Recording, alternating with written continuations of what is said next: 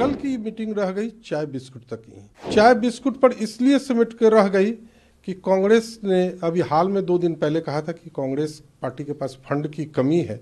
138 रुपया, 1380 रुपया या 13,800 वो लोगों से डोनेशन मांग रही है। तो इसलिए डोनेशन अभी आने में विलम्ब है। तब तक के लिए कल बिना समोसे की चाय बिस्कुट पर ही चर्चा होकर समाप्त हो गई।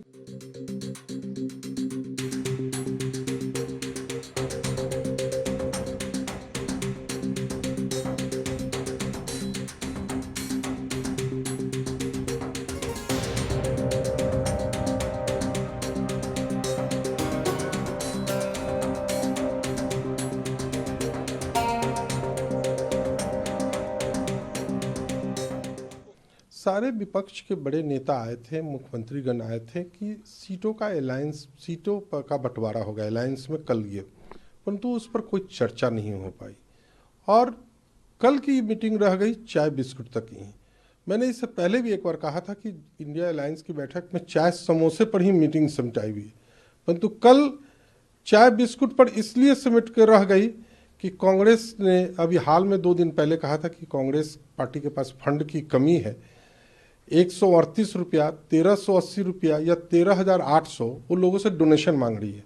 तो इसलिए डोनेशन अभी आने में विलम्ब है। तब तक के लिए कल बिना समोसे की चाय बिस्कुट पर ही चर्चा होकर समाप्त हो गई, बिना किसी भी सीरियस मुद्दे पर कोई चर्चा हुई।